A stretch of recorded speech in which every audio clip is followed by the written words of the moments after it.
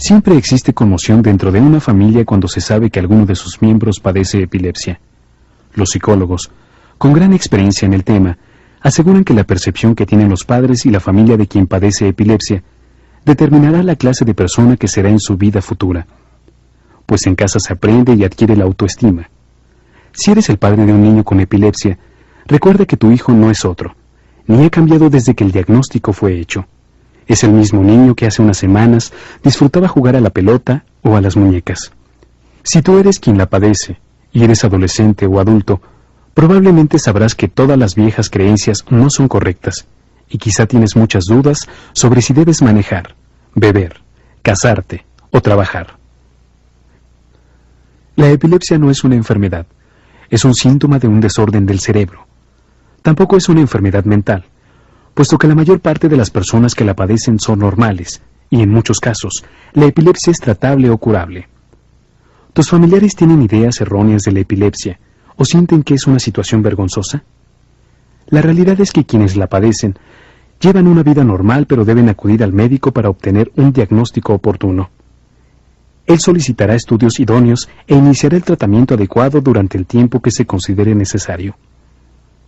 Tomando en cuenta que la epilepsia ha tenido importantes avances en lo social, comunitario y farmacológico, su diagnóstico se facilita y se emplean nuevos tratamientos médicos y quirúrgicos, tanto en niños como en adultos.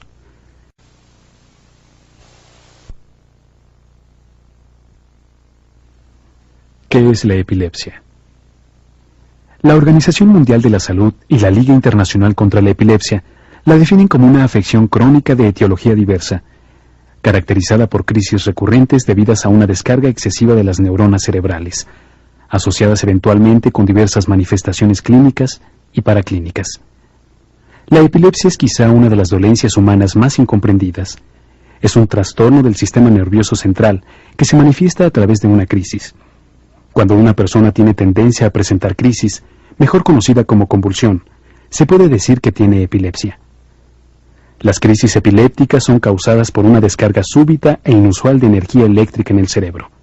El movimiento, las sensaciones, el pensamiento, la memoria, la emoción y aún más la vida por sí misma no podrían ser posibles si no fuera por esas minúsculas descargas de energía que mandan señales eléctricas de neurona a neurona.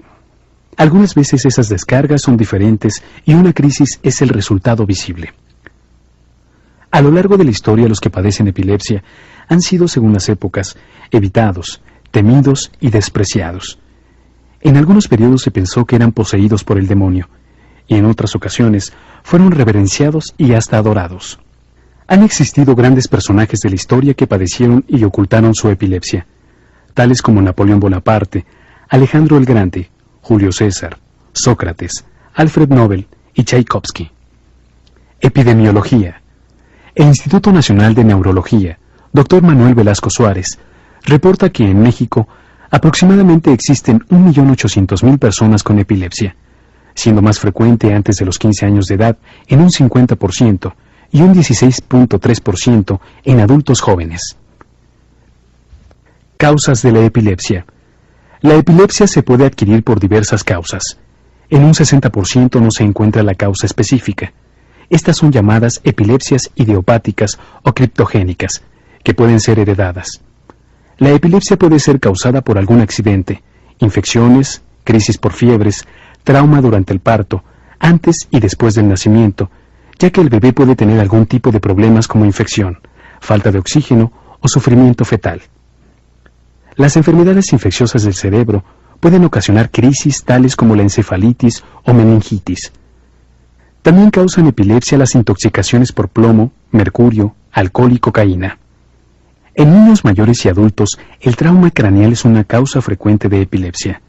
Los accidentes automovilísticos suman cada año 20.000 nuevos casos de epilepsia en Estados Unidos. De acuerdo a la Fundación Americana contra la Epilepsia, se calcula que cuando ambos padres tienen epilepsia, las posibilidades de que uno de sus hijos la presente es del 10 al 12%.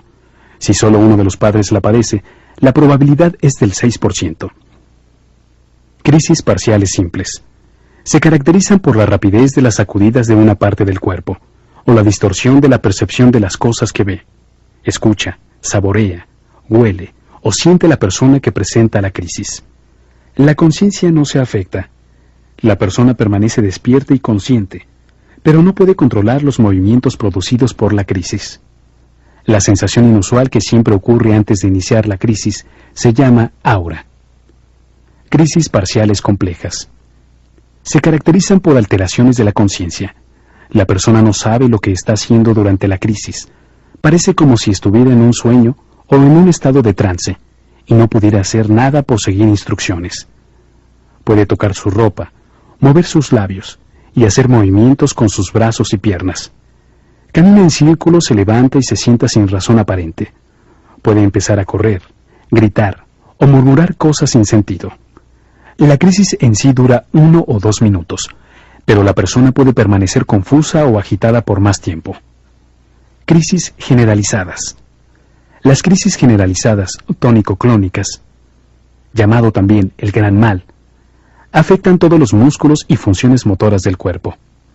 Se pierde la conciencia, la persona cae, se pone rígida y empieza a sacudirse a medida que los músculos se tensan y se relajan de manera alternante.